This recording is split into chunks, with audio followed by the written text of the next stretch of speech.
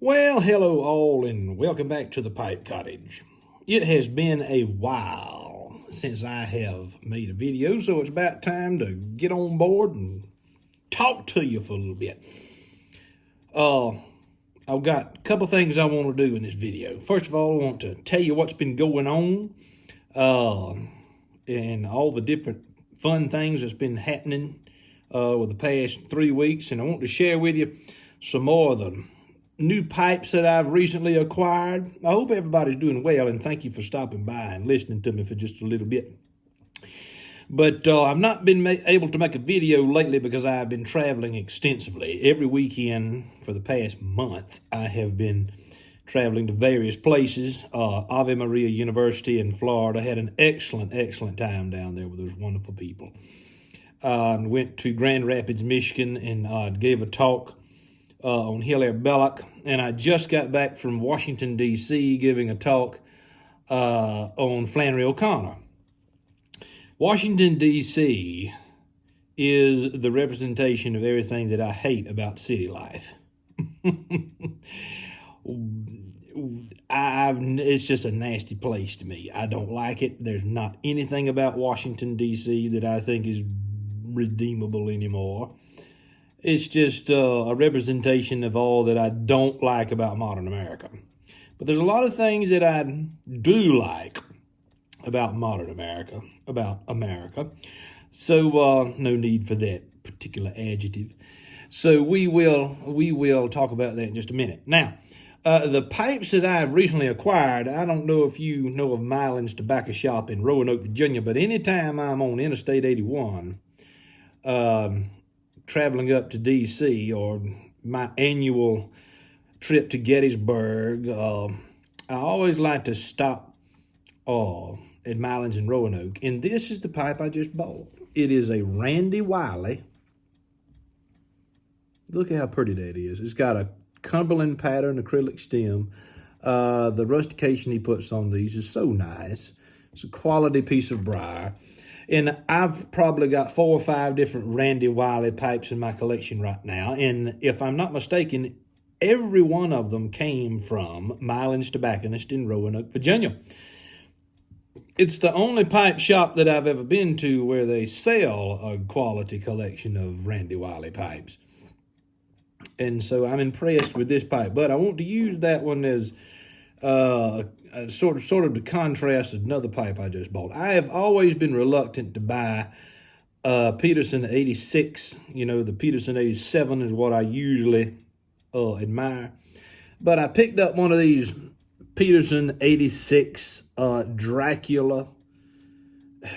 I've got reservations about the use of Dracula with anything, but it was one of the only Peterson 86 shapes that I could find that was available for sale right now. And so it's a beautiful pipe. It's got a lovely color to it, but it's too small for my taste. I mean, the 87 is just about the right size, but the 86, look at the difference. Look at the difference in size. Sometimes size does matter. You know what I mean? The other pipe that I got, just to add to my collection, is the new Savinelli St. Nicholas 2024. I usually like to buy these because I collect them every year. It's just a Savinelli 121 KS pipe. I've not smoked it yet, but I know what it smokes like because I've got several of this shape. But those are the 3 new pipes that I've added to the collection since the last time we had a chance to visit together. And I was looking for the Peterson 2024 Christmas pipe. They're sold out, but they'll have another batch coming directly. The topic I really wanted to talk about today was why I am a conservative. Now, this is not something that many people want to talk about or are willing to listen to. I don't expect this video to be very popular. But when we think of conservatism, particularly in the United States, we think of the Republican Party. And that is not always a conservative party.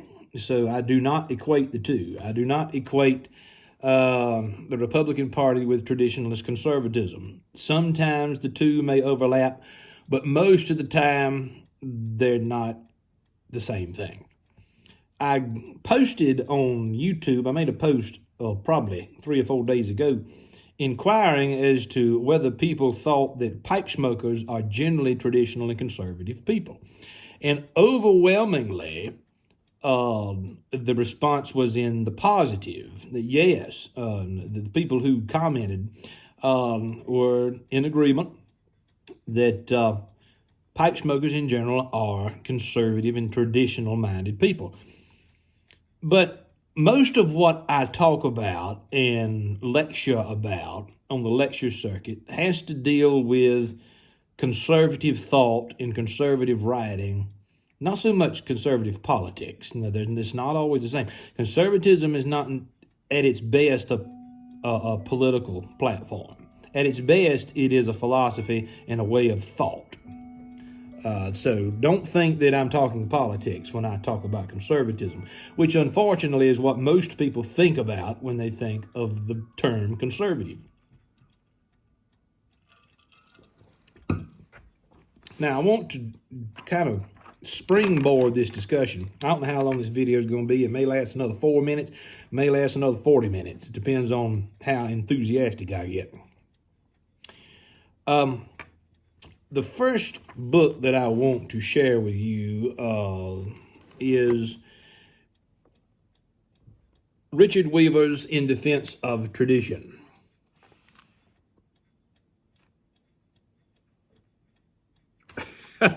Richard Weaver's In Defense of Tradition. Now, Richard Weaver, as you may or may not know, was from the mountains of North Carolina. Weaverville, North Carolina is where a lot of his people were from. As Andrew Lytle said, that's where his people buried. But this is an essay in this compilation entitled How to Argue the Conservative Cause. And this was written in, 1959, the best I can tell. So it's fairly old. But listen to this. He asked a pivotal question. Weaver is asking a pivotal question in this essay. And what do you wish to conserve? Is his question. If somebody were to ask him what does he wish to conserve, he offers us his response. He says, my answer to that is that we wish to conserve Western civilization, including emphatically the American contribution to it.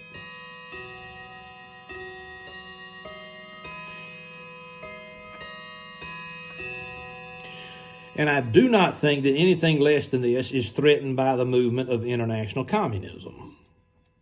We are the heirs of a civilization that goes back 3,000 years. The gift of the Hebrews and the Christians for religion, the genius of the Greeks for art and philosophy, the genius of the Romans in law and government. All of these are in our antecedents, with many later additions and increases in insight. These have given us the support of a belief in transcendental reality. That word is extraordinarily significant when you talk about conservatism. Transcendental. There is a transcendental power and authority above that of the individual human being. A tradition of free inquiry into the constitution of nature and of man, and a system of representative government which, when it is rightly used, can hold off all forms of despotism. These things we have from the old world. To them, the new world has added perhaps a new and practical concept of the brotherhood of man, not a mass society, not an artificial leveling, but a concept of regard for the individual and a welcome for native ability regardless of where it appears. A respect for freedom, initiative, and enterprise has given us the most wonderful productive system in the world. The one mistake that I think most people in the United States who call themselves conservative are making and have habitually made for at least 2 or 3 generations is a lack of understanding about Western civilization. We do not understand how this country fits into a larger story of Western civilization. And that is much to our, what's the word you want to use? That's to our downfall if we're not careful about it. Let me go back to a different essay that Richard Weaver wrote. Conservatism and Liberalism is the title of this essay. And I think this one's probably written a little bit later, maybe the late 1960s. I'm not sure right now, and I'm not going to try and figure it out. But listen to this. He's talking about conservatism and liberalism 50 years ago. And don't equate the two parties that we have now with conservatism and liberalism and expect to understand what Richard Weaver is going to say. Because 60 years ago, the Democrat Party was primarily the party of conservatism. The Republican Party, since the age of Abraham Lincoln, has been more or less a party of futuristic tendencies. We'll just leave it at that. There is no doubt, this is Richard Weaver, there is no doubt that we are in a crisis where we have to determine in what form our culture and civilization are going to continue. Many voices can be heard telling us that what we have inherited from Judea and Greece and Rome and the church is no longer workable, no longer tenable. These people envision a world resting upon science and technology and material progress, upon centralized states and a regimented mankind. It is a world in which man has no real dignity. He simply goes along with what are sometimes called historical forces. This is the prophecy of the new future, which is to be very unlike the past. This is the prophecy of the new future, which is to be very unlike the past.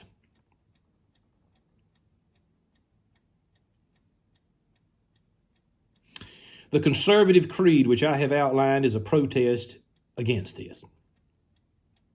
But it is not such merely at the level of political opposition. That is a key point. When you call yourself a conservative, you're calling yourself something more than a member of a certain political party. It is not inspired simply by the desire to differ politically with people we don't like. Weaver is so good at explaining this. Rather, the conservative protest rests upon a belief that this new prophecy is erroneous. The prophecy, in other words, that we should forget the past, march on to the future. Progressivism is what he's talking about here. Instead of being more realistic than the tradition, it is less so. It leaves out too much that is known and true about man himself and substitutes half-truths and sometimes mere wishes. Let me go down to the last couple sentences in this paragraph. Hang on with me now. I'm not done. I'm going to talk to you in a little bit. Just want to read this to you because I know most people are not going to read this for themselves. Conservatism deserves to be called realistic because against all this sort of thing, it is holding a dike. It believes that man will prevail, not through his prideful knowledge of science and not through himself alone, but by the help of an intuition of something greater than himself, something that transcends the human experience. And we Catholics, Christians, call that God. Now, that's Richard Weaver. You've heard me mention Russell Kirk several times on this channel. And Russell Kirk, I've told you about his doctoral dissertation that he wrote in 1953 at the University of St. Andrews in Scotland, entitled The Conservative Mind. It was a very popular book that gained traction. Ronald Reagan was a great fan of it, as a matter of fact. And if you look at historians of 20th century American conservative politics, many of them contribute the rise of Reagan conservatism to people like Russell Kirk, who was writing in the 1950s. So what Kirk is doing in this particular book, The Roots of American Order, Years ago, well, let me tell you, years ago, when I was in graduate school at Mississippi State University, I was a Weaver Fellow, named after Richard Weaver, a Weaver Fellow with the Intercollegiate Studies Institute, headquartered out of Delaware. And they were gracious enough to give me money and an allowance for books to help in my cat. You better get off of that right now. I got a kitty cat. Y'all, I wish I could tell you about my kitty cat. Her name is Pippi. The wife brought her home the other night. You better get yourself up off of that chair. You understand me? The problem with her is she loves my wingback chairs. I'll show it to you one day. She might come up here in a minute. She does that sort of thing sometimes. I'm tempted to show her to you now, but I'm not going to do it. Anyway, his argument here, the roots of American order, is that everything that we need to know about in American history does not begin with American history. We need to understand the roots of the ancients. We need to go to Greece and Rome. We need to understand London. And then finally we get to Philadelphia, Pennsylvania with the Constitutional Convention.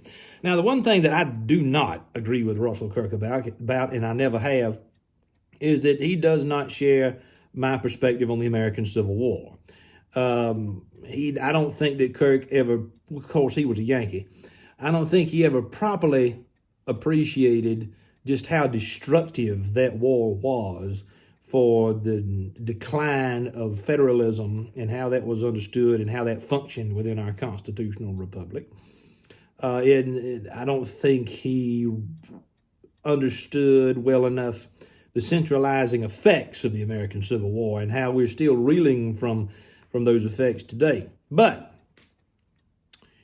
he does make one particular point here where he is reading Brownson. And let's just read this little paragraph here. Modern liberalism and democracy are contemptuous of the whole concept of moral authority. Now listen to that now. Modern liberalism and democracy are contemptuous of the whole concept of moral authority. If not checked in their assaults upon habitual reverence and prescriptive morality, the liberals and Democrats will destroy justice not only for their enemies, but for themselves. Under God, the will of the people ought to prevail. Under God. But many liberals and Democrats ignore that prefatory clause. In America, particularly since 1825, there had been distressingly obvious a tendency to make over the government into a pure and simple democracy. And here, of course, he's talking about the age of Andrew Jackson. Centralized and intolerant of local rights and powers upon the model of Rousseau. That pure democracy, if triumphant, would destroy the beneficent territorial democracy, a phrase that Brownson borrowed. This would be a change from a civilized constitution to a barbaric one. Listen now. This would be a change from a civilized constitution to a barbaric one. The Civil War, said Brownson, had accelerated the process. He's exactly right about that. Brownson was, anyway. So what we see when we read people like Russell Kirk, like Richard Weaver, M.E. Bradford, the Southern Agrarians, Edmund Burke, is that conservatives, I might even throw, I forgot his name now, but anyway, I'm forgetting the name of the gentleman that was immediately on my mind. But anyway, what we can learn from these people is that conservatism is not simply a political ideology. It's not an ideology at all. And the term ideology really begins with the French Revolution. The French Revolution, which is the antithesis of anything that could be called an American Revolution. Conservatism, as Roger Scruton. That's the name I was thinking of. I'm not sure why I couldn't remember that immediately. Roger Scruton argues that conservatism begins during the age of the Enlightenment, and it is a response to increased individualistic worldviews. This notion, in other words, that an individual can decide what is right or wrong, or decide to obliterate the notion of right versus wrong with their own mind, with their own power in their individual life. So conservatism as a philosophy has been around for a while, but its beginnings are not to be found in Philadelphia, Pennsylvania. I'm reading an excellent biography right now by Bill Kaufman, was his name. I guess he's still around. About one of the founding fathers, an anti-federalist, a gentleman by the name of Luther Martin. Sounds sort of Protestant, don't it? A man by the name of Luther Martin. He was not a Southerner, although he did practice law in Maryland and Virginia for a considerable amount of time. He was born up north, but he was immensely concerned about the centralizing effects of the newly drafted United States Constitution that came out of Philadelphia. He was a member of the Philadelphia Convention from New Jersey, I think is the state that he was from, if I'm not mistaken. And so when I read about people like that who are conservative, they're very much concerned with too much centralized power, I think about the unwritten Constitution of the United States. What does Constitution mean? Well, it means more than simply a political document. It's what is the makeup of a thing. What makes it up? What are the elements that make up a person or a society or a politic, a body politic? We're used to hearing the term Constitution in relation to a document, a governing document. But there is an unwritten Constitution of America that I think deserves just as much, if not more, attention. It's this intuition, as Weaver described it, that there is a higher power, not simply divine providence, but God himself, Christ, the incarnate God. And I know many people will, and then they have done in the past, say, well, you can't say that the founding generation of the country were primarily Christian, and they oftentimes mention Franklin and Jefferson because they were deists. The people who founded this country were not simply the delegates to the Constitutional Convention in Philadelphia. That particular generation was a generation of people who created this country, not simply 55 men, who were told to go to Philadelphia to ratify the Articles of Confederation, not to create an entirely separate document.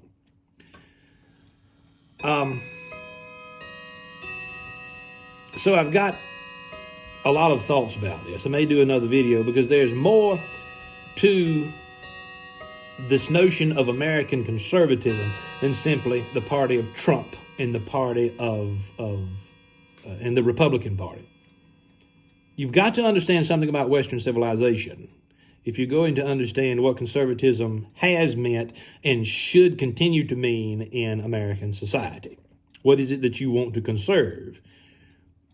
Edmund Burke said that we have a responsibility to generations that have gone before us and the generations that are yet unborn. But there was also a good book came out years ago by Thomas Sowell entitled Conflict of Visions. And he's a very popular writer. Many of you watching this will probably know who he is. And that book's probably 20 years old or more now, Conflict of Visions. And what Thomas Sowell argues, a very strong conservative economic professor, what he argues is that progressivism and conservatism are not simply a difference of political vision. They are a difference in worldviews. On one hand, you have conservatives who look to the past to learn from the accomplishments of previous generations. And on the other hand, you've got progressives who are motivated by a sense of victimhood and grievance. When they look to the past, they see people who are victimized, who have grievances, and there's no joy. There's no heroism. You don't learn from the accomplishments of people who actually did good things. You focus on the bad.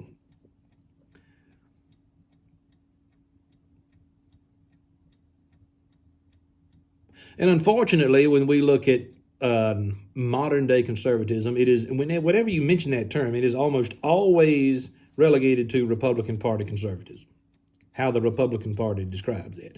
The Republican Party now is not doing a good job of describing how this country and its conservative inclinations fit into the larger story of Western civilization. It's just as much, if not more important, for students of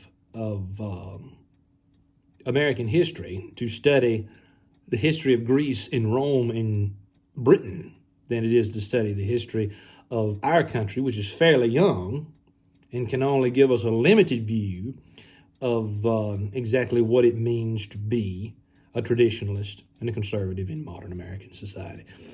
So I've got many thoughts about this topic. I've been thinking about it for years and years, but I was staying at a bed and breakfast in Washington this past weekend, and the lady who owns the place, she would visit with us during breakfast, of course, and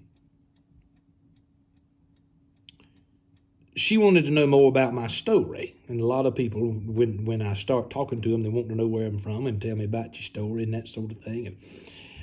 And we got on the topic of the Catholic Church, and I told her that I am a recent convert to Catholicism. And her response was, well, I don't believe in organized religion of any kind, although I am a Jesus freak. I said, what does that mean? Said, well, Jesus has no respect for culture, no respect for differences between nations and states and cultures. In other words, she was trying to tell me that Christ is a globalist and has no understanding or need for individual cultures. Well, when she told me that, I didn't respond in any particular way, but I thought about her comment later on, and this was an intensely progressive, liberal-minded woman. I had the impression that she doesn't see any difference between Christianity and other religions around the world. That although she claims to be a Jesus freak, whatever that means, she would also be accepting of people who are not Christian, and would conclude that those religions were equally valid. As a Catholic, as a Christian, I would never be able to agree with that.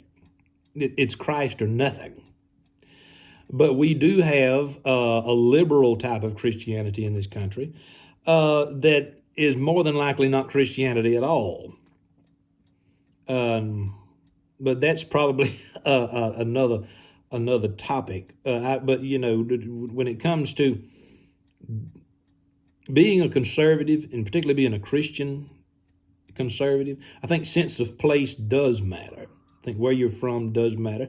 And I don't see any way that is anti-Christian. I mean, we're told that Jesus was Jesus of Nazareth. He was from a particular place. He was born in a particular place. He understood a sense of place. I'm tended to believe that. I tend to believe that. But conservatism is not globalist. It's not multicultural. It frowns upon the intense individualism that is produced by the Enlightenment.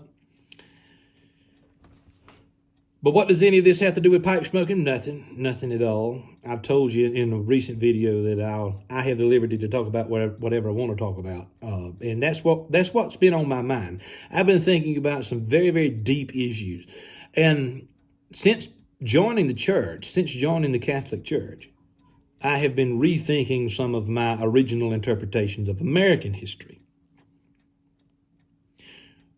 we've done a good job of conserving some things in American history, but we've done a poor job of conserving that which matters most, which is a view of our own limitations as human beings and our complete reliance upon the incarnate God and the joy that comes with the mysteries, the joy and the happiness and the sheer contentment and adventure, the sense of adventure that comes with serving Christ. We don't talk about that enough. Maybe we're afraid to. Maybe we're scared what other people are going to think.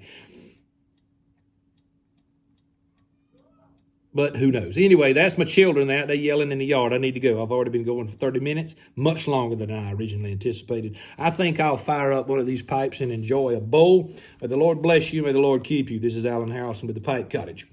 Thank you for stopping by.